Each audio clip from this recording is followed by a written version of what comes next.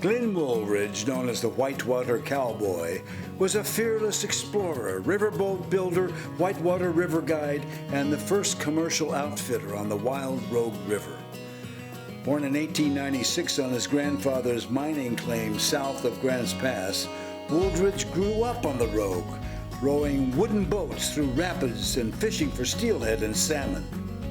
At 19, Wooldridge and a friend rowed their crudely constructed drift boat 120 miles through the rugged Rogue Canyon, learning to read the river to avoid dangerous rocks and logs. In 5 days, they became the first to navigate from Grants Pass to Gold Beach. This success launched Wooldridge's river running career. He ran multi-day fishing trips with meals and stories around the campfire. Clients included Zane Grey, Ginger Rogers, and Clark Gable. To reduce hazards and portages, Wooldridge helped dynamite boulders in a dozen rapids.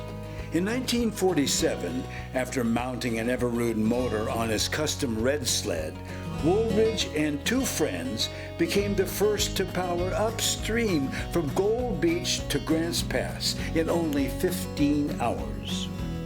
During the 1955 Christmas flood, a local single-passenger plane crashed deep in the Rogue Canyon.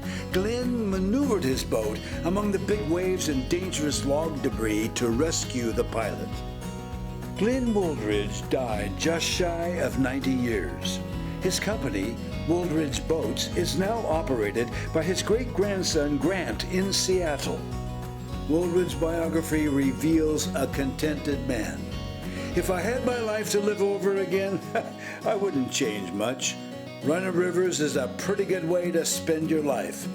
And when it comes to whitewater, the Rogue is still the best. Southern Oregon Experience. Stories from our region's history.